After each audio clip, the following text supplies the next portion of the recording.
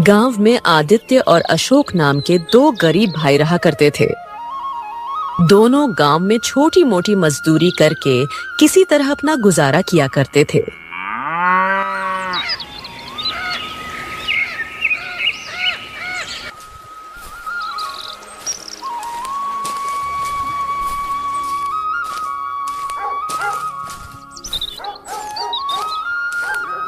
शाम के समय आदित्य अपने घर पर आता है और अपने भाई को मौजूद ना पाकर अपनी पत्नी रज्जो से पूछता है, रज्जो, अरे अशोक कहाँ गया? अभी तक लौटा क्यों नहीं?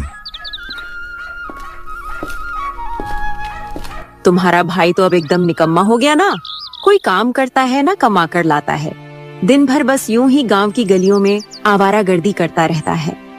यह सुनकर आदित्य का चेहरा गुस्से से तमतमा उठा।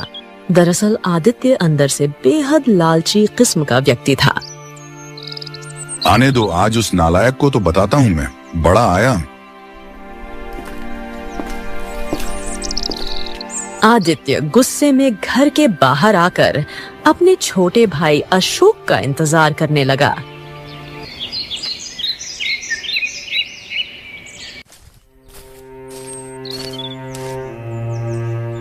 क्यों रे, कहाँ मर गया था तू? भैया वो काम की तलाश में गया था।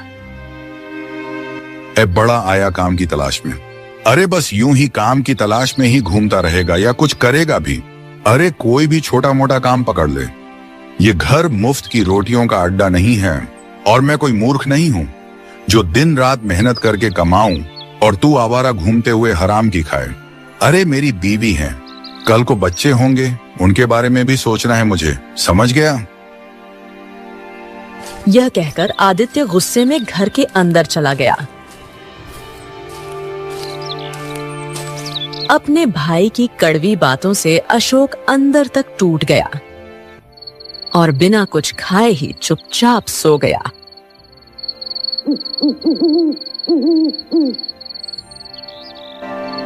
तुम्हें पता है तुम्हारे भाई ने खाना तक नहीं मांगा। चलो अच्छा ही हुआ, एक वक्त का खाना तो बचा। ये सब ठीक है, लेकिन कल को जब हमारे बच्चे होंगे तब तुम अपने भाई का क्या करोगे? अरे सीधा सीधा बोलो रज्जो, कहना क्या चाहती हो? तुम मूर्ख के मूर्ख ही रहोगे। आज वो कुंवारा है इसलिए चुप है। कल को उसकी भी बीवी आएगी और वो भी इस घर में हिस्सा मांगेगी। आधा घर तो उसके हिस्से में चला जाएगा, फिर हमारे बच्चों के लिए क्या बचेगा? यह सुनकर आदित्य एकदम चौंक गया। अच्छा, तो फिर क्या करना चाहिए रज्जो? करना क्या है, उसे साफ कह दो, या तो काम करके घर का खर्चा उठाए वरना घर छोड़ दे। जो नहीं कमाता उसका इस घर पर कोई हक नहीं। आदित्य तो वैसे ही मन लंबे समय से अपने भाई को घर से निकालने की योजना बना रहा था। पत्नी का साथ मिलते ही वो पूरी तरह तैयार हो गया। देखो भाई अशोक, मैं क्या कह रहा हूं कि पिताजी ने यह घर हमारे नाम बराबर बराबर किया था, लेकिन अब तो तुम मेरी ही कमाई की रोटी खा रहे हो। अब भैया आप कहना क्या चाहते हैं? मैं कुछ समझ नहीं पाया। अरे इसमें समझने ना समझने वाली क्या बात है? देखो भाई, सीधी बात है, मैं घुमा फिरा के नहीं कहूंगा। अब या तो घर छोड़ दो या फिर आज तक जितना भी खाना खाया है उसकी एक एक पाई लौटा दो, बस। अशोक की आंखों में आंसू आ गए। उसने कुछ नहीं कहा और चुपचाप अपना सामान समेटकर घर से निकल गया।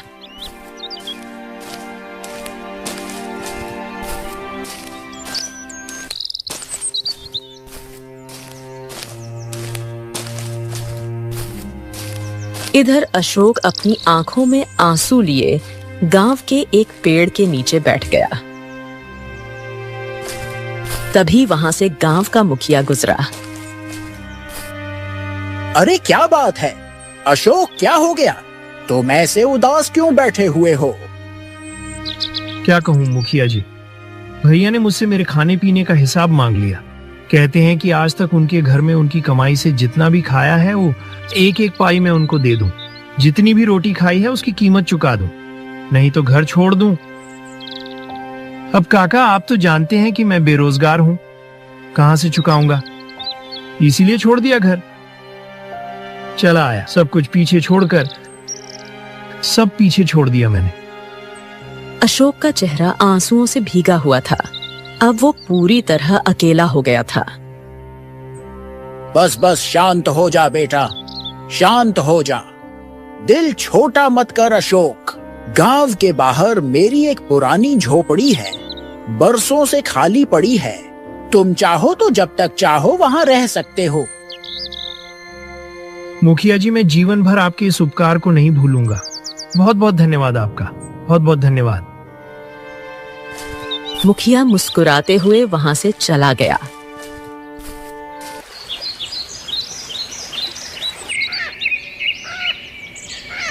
और अशोक अगले ही दिन उस झोपड़ी में रहने चला गया।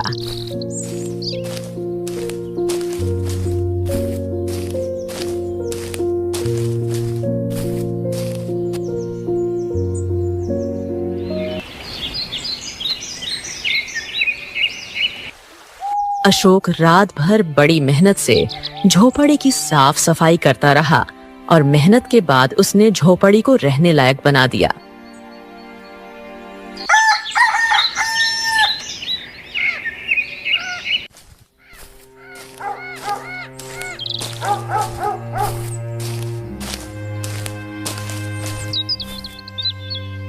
हाँ, अब बताओ अशोक, आगे क्या करोगे?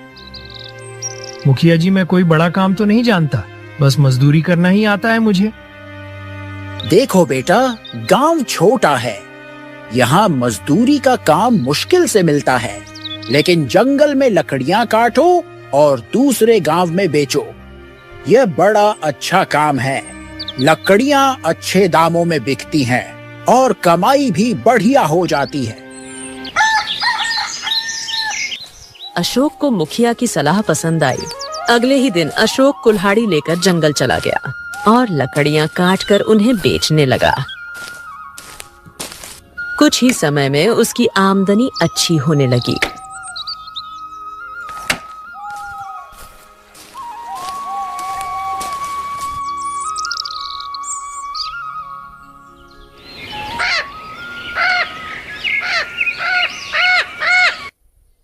तुम मजदूर के मजदूर ही बने रहे और तुम्हारा छोटा भाई लकड़ियां बेच बेच कर अब धनवान बन रहा है।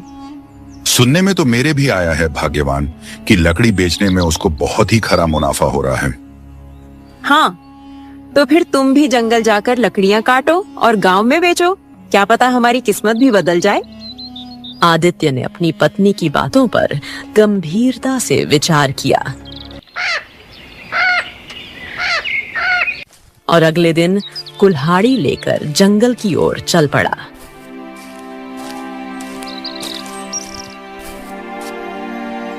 हाँ, ये पेड़ की लकड़ियां बड़ी मजबूत लग रही हैं।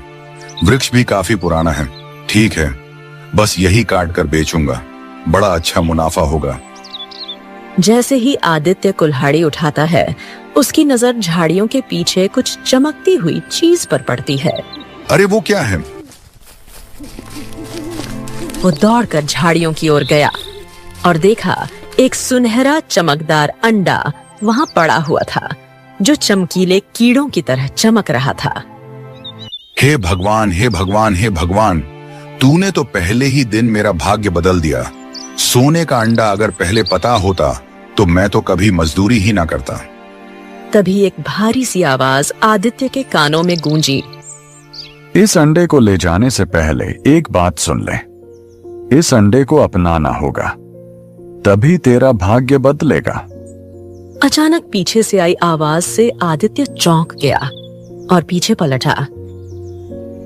इस अंडे के साथ जो कुछ भी तुझे मिलेगा उसे अपनाना होगा, तभी यह तेरा भाग्य बदलेगा। हाँ हाँ साधु महाराज, क्यों नहीं अपनाऊंगा। यह अंडा भी मेरा हो गया और जो कुछ भी इसके साथ है वह भी मेरा है। इतना कहकर आदित्य दौड़ता हुआ घर लौट गया।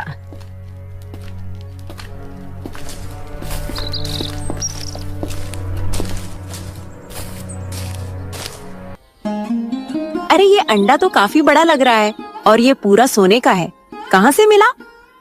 जंगल में और कहां, और सुनो, एक साधु मिले थे। उन्होंने कहा कि इस अंडे के अंदर से जो कुछ भी मिलेगा उसे अपनाना होगा, तभी यह अंडा हमारा भाग्य बदल देगा।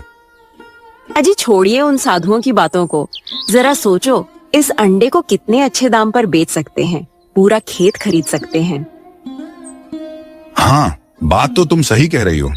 वैसे भी बस साधु पहेलियों में बातें कर रहा था, जो मिलेगा अपना होगा। अरे जब सोने का अंडा ही मिल गया है, बस अंडे का मिलना ही तो मेरे भाग्य का बदलना है। आदित्य की आंखों में चमक आ गई। एक काम करता हूँ भाग्यवान, कल सुबह ही राजगढ़ जाकर इसे अच्छे सुनार को बेच आता हूँ।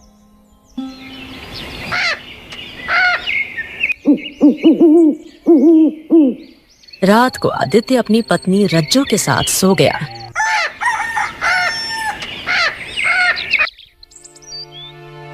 अरे ओ रज्जो, मेरी प्यारी रज्जो, उठो उठो, मैं राजगढ़ की ओर जा रहा हूँ। रज्जू उठकर बैठ गई।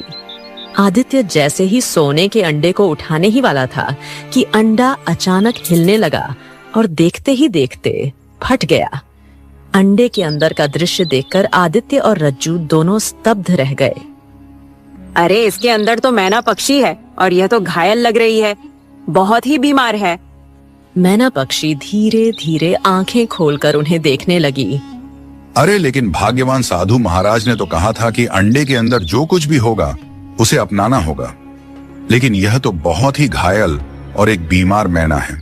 अगर इसे घर में रखेंगे तो फालतू में गंदगी करेगी और हो सकता है बीमारी भी फैला दे।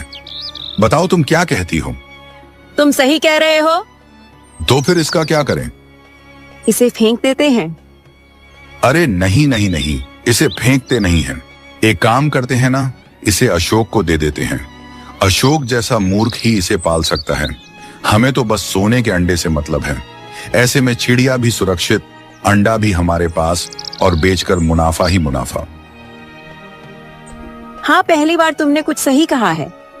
आदित्य मैना पक्षी को उठाकर सीधा अशोक की झोपड़ी की ओर चला गया। अपने बड़े भाई को देखकर अशोक चौंक गया। अरे अशोक सुनो, यह पक्षी मुझे घर के बाहर घायल अवस्था में मिली है।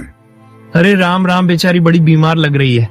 अब देखो, मुझे तो पक्षियों से नफरत है, इसीलिए इसे तुम्हारे पास छोड़ने आया हूँ।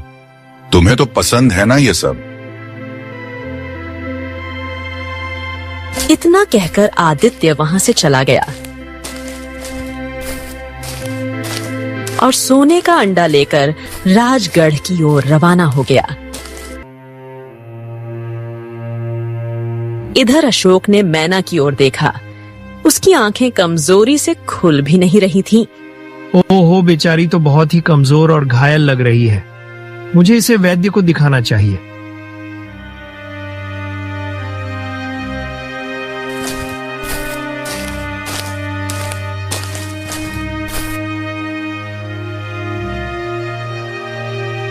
वैद्य जी, जरा देखिए तो सही, यह बेचारी मैना पक्षी बहुत ही बीमार और घायल है।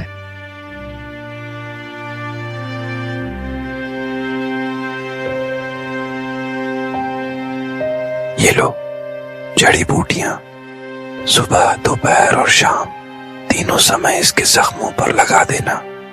चिंता मत करो, कुछ ही समय में ठीक हो जाएगी। ठीक है, जाओ।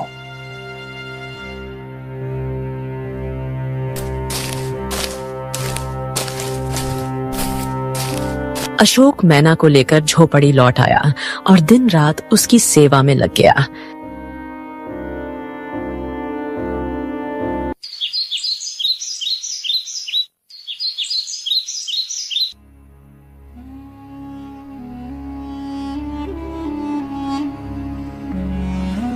राजगढ़ से लौटकर आदित्य ने स्वर्ण मुद्राओं से भरी पोटली अपनी पत्नी के हाथ में रख दी। अरे इतनी सारी स्वर्ण मुद्राएं। अरे मेरी प्यारी रज्जो, वो अंडा बहुत ही महंगे दामों में बिका है। हम मालामाल हो गए। इसका मतलब मेरी सोच बिल्कुल सही थी। अब एक काम करो, इस धन से एक बड़ा खेत खरीद लो।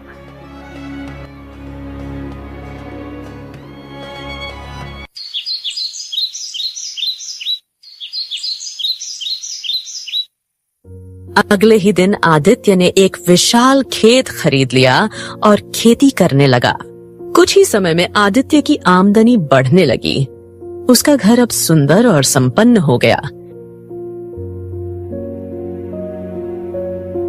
इसे कहते हैं किस्मत। तुम्हारा मूर्ख भाई तो अब भी झोपड़ी में है और उस मैना पक्षी की सेवा में ही लगा है। अच्छा हुआ हमने साधु महाराज की बातों पर ज्यादा ध्यान नहीं दिया। वह तो कह रहे थे अंडे के अंदर जो कुछ है उसे अपनाना होगा, तभी तुम्हारा भाग्य बदलेगा।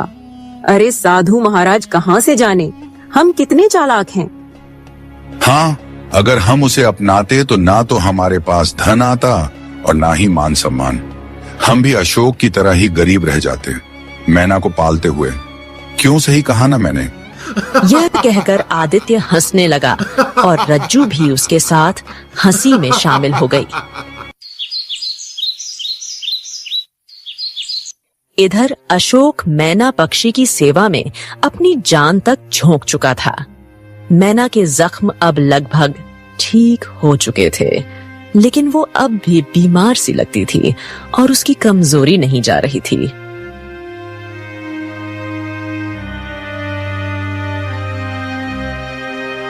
ओहो, तुम्हारे सारे जख्म तो भर गए हैं, लेकिन न जाने कौन सी बीमारी है तुम्हें जो ठीक होने का नाम नहीं ले रही। वैद्य जी भी कह रहे थे कि उन्होंने हर तरह की जड़ी बूटी आजमा ली, लेकिन कुछ असर नहीं हो रहा। क्या करें? अशोक इतना ही बोल पाता है कि अचानक मैना पक्षी उसकी ओर देखकर इंसानी आवाज में बोल उठती है। मेरी बीमारी जड़ी बूटियों से ठीक नहीं होगी अशोक। मैना के मुंह से इंसानी आवाज सुनकर अशोक चौंक गया। डर से वो पीछे हट गया और उसे घबरा कर देखने लगा। डरने की जरूरत नहीं है अशोक, कम से कम तुम तो मत डरो। इस संसार में केवल तुम ही हो जिसने मेरी निस्वार्थ सेवा की है, जबकि तुम्हारे भाई ने तुमसे झूठ बोला। अरे क्या मतलब है तुम्हारा? मेरे भाई ने मुझसे झूठ बोला? क्या तुमने नहीं देखा तुम्हारे भाई के दिन अचानक कैसे बदल गए? वो जो एक मामूली मजदूर था, आज उसके पास खेत है, धन है, मान-शान है। हाँ, लेकिन भैया शुरू से मेहनती थे, तो हो सकता है कि उन्होंने कोई व्यापार किया हो और मुनाफा हो गया हो।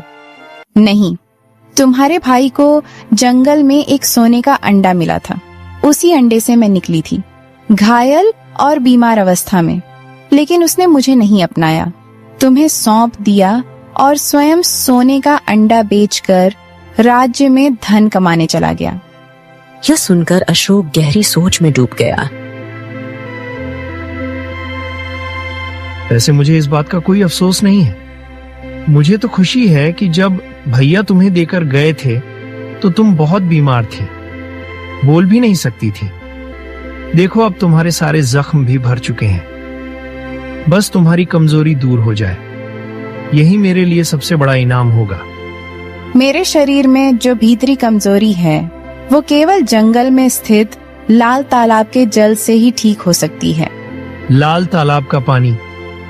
ओह, लेकिन वहां तो राक्षसी रहती है और जो भी वहां गया है वह कभी लौट कर नहीं आया। राक्षसी वहां हर आने वाले से एक सवाल पूछती है और कोई भी उसका उत्तर आज तक दे ही नहीं पाया। मैं जानती हूँ, लेकिन मेरा जीवन अब उसी जल पर निर्भर है। अगर वो जल मुझे नहीं मिला तो मैं ज्यादा दिन नहीं जी पाऊंगी। इतना कहते ही मैना की आंखों में आंसू आ गए। अरे अरे, क्या हो गया? क्या हो गया? मैं अपनी सेवा को व्यर्थ नहीं जाने दूंगा। ठीक है, ठीक है, चिंता मत करो, मैं तुम्हें ठीक करने के लिए हर कोशिश करूंगा। अगर लाल तालाब का जल तुम्हारा इलाज है, कोई बात नहीं, मैं वो लेकर आऊंगा। हाँ, चिंता मत करो। लेकिन वहाँ तुम्हारी जान को खतरा है। अरे, मुझे ईश्वर पर भरोसा है। मैं ना, तुम यहीं पर मेरा इंतजार करना, है ना? मैं लाल तालाब का पानी लेकर ही लौटूंगा।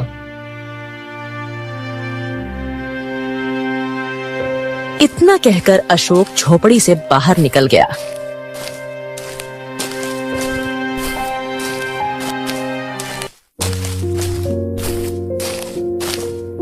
अशोक गांव की सीमा पर पहुंचा ही था कि सामने से गांव का मुखिया मिलता है।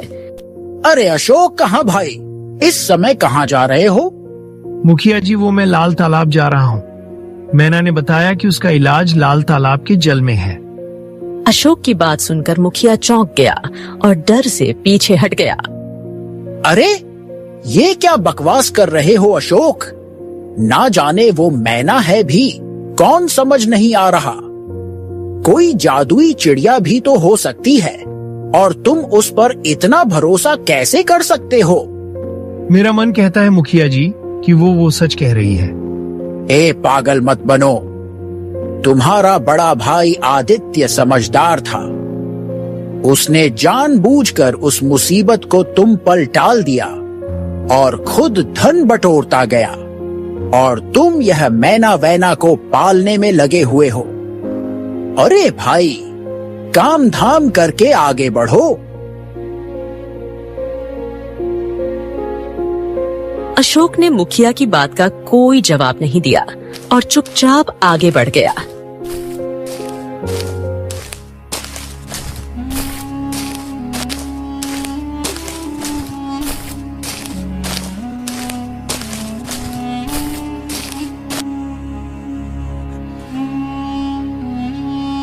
अरे जाओ भाई, जाओ, अपने भाई को रोको। वो लाल तालाब जा रहा है, उसकी जान को खतरा है, खतरा। मुखिया की बात सुनकर आदित्य और उसकी पत्नी रज्जो जोर जोर से हंसने लगे। मुखिया जी, अब तो आपको सारी घटना समझ में आ ही गई होगी कि मैं कैसे धनवान बना। अब आपसे क्या ही छुपाना। अंडे के अंदर वही मैना थी जो मैंने उस अशोक को दे दी। अब वो उसका पालन पोषण कर रहा है। मुझे क्या करना है? उसे तो उसी समय उस मैना को बाहर फेंक देना चाहिए था, लेकिन वो तो सेवा करने बैठ गया। अब तो हद हो गई है रज्जो। लाल तालाब का पानी लेने चला गया। इससे बड़ा मूर्ख तो मैंने अपने जीवन में ना देखा।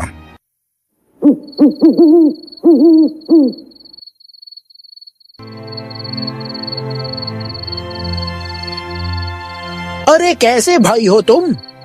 अरे तुम्हारा छोटा भाई मौत के मुंह में जा रहा है और तुम उसका मजाक उड़ा रहे हो। मुखिया जी, रात बहुत हो गई है। आप भी अपने घर जाइए, सोइए, और हमको भी चैन से सोने दीजिए। अशोक अब मेरा भाई नहीं रहा। मैं एक धनवान आदमी हूँ और मैं गरीबों से कोई रिश्ता नहीं रखता। चलिए, शुभ रात्रि, नमस्ते, जाइए।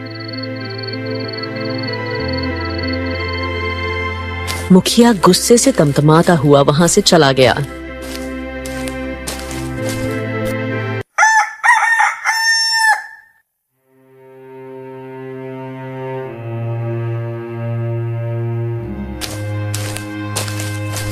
अशोक लाल तालाब की ओर बढ़ ही रहा था कि अचानक रास्ते में वही साधु मिल गया जो पहले आदित्य से मिला था। रुको पुत्र, कहाँ जा रहे हो? अशोक ने साधु को देखकर सारा हाल सुना दिया।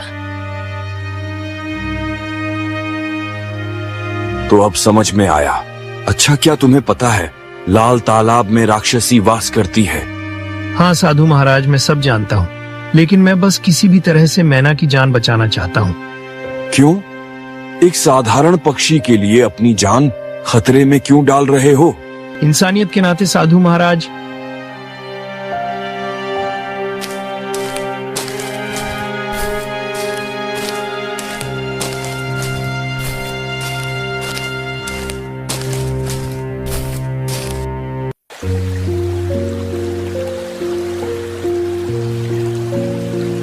अशोक तालाब के पास पहुंचा। तभी जल से एक गंभीर आवाज गूंज उठी। इस तालाब का जल लेने से पहले एक प्रश्न का उत्तर देना होगा। पूछो। पहले ये बता, तू इस जल को क्यों लेने आया है? अशोक ने पूरी घटना विस्तार से बताई। कुछ देर सन्नाटा रहा, फिर वही आवाज गूंजी। लोग अपने लाभ के लिए जल लेते हैं। तू पहला इंसान है जो एक पक्षी की जान बचाने अपनी जान दांव पर लगा कर आया है। तुझसे कोई प्रश्न नहीं, जितना जल ले जाना है ले जा। अशोक ने तुरंत कलश में पानी भरा और वापस अपनी झोपड़ी की ओर रवाना हो गया।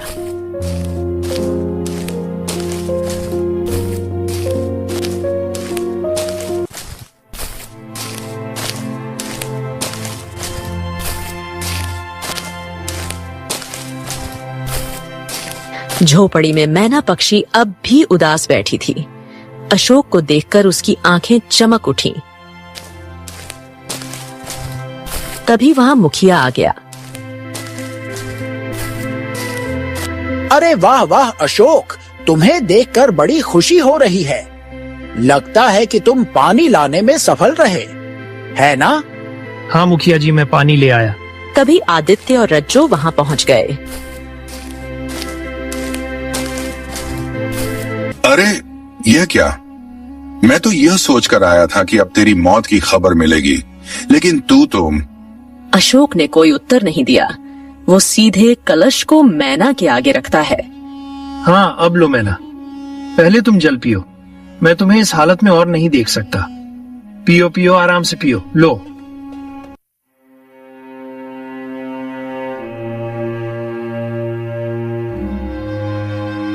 मैना ने जैसे ही जल पिया, वो रंग बिरंगे प्रकाश में लिपट गई और देखते ही देखते एक सुंदर राजकुमारी में परिवर्तित हो गई। यह देखकर मुखिया, आदित्य और रज्जो की आंखें फटी की फटी रह गई। हाँ तुम तो मतलब राजकुमारी सुलेखा हो। तभी अचानक रंग बिरंगे प्रकाश में वही साधु प्रकट हुआ। मैंने तुझसे कहा था, अंडे के अंदर जो कुछ भी मिलेगा उसे भी अपनाना होगा, तभी तेरा भाग्य बदलेगा। लेकिन मैना पक्षी तेरी किस्मत में थी ही नहीं। तूने उसे अपने हाथों से अपने छोटे भाई को सौंप दिया। साधु महाराज, आखिरकार यह सब क्या माजरा है? मैं बताती हूँ। मैं बहुत घमंडी थी। एक दिन जंगल में शिकार करते वक्त मैंने एक कबूतरी को मार दिया। यही साधु महाराज यह सब देख रहे थे। क्रोधित होकर इन्होंने मुझे श्राप दे दिया कि मैं एक घायल मैना में बदल जाऊंगी। इतना बोलकर वो चुप हो गई। कुछ देर बाद राजकुमारी ने फिर सिर झुकाकर कहना शुरू किया। जब मैंने क्षमा मांगी तो इन्होंने कहा, यदि कोई व्यक्ति मुझे निस्वार्थ रूप से अपनाएगा, मेरी सेवा करेगा और लाल तालाब का जल लाकर मुझे पिलाएगा, तभी मैं श्राप से मुक्त हो पाऊंगी। इसीलिए मैंने आदित्य को चेताया था, लेकिन उसने धन चुना और तूने सेवा। मेरे पिता बहुत प्रसन्न होंगे। मेरा कोई भाई नहीं है और मैं तुमसे ही विवाह करूंगी। तुम ही इस राज्य के भावी राजा होगे। अशोक मुस्कुराने लगा और आदित्य और रज्जो सिर झुकाकर वहीं खड़े रह गए। राजकुमारी सुलेखा अशोक को महल में ले गई और विवाह कर लिया। अशोक अब पूरे राज्य का राजा बन गया।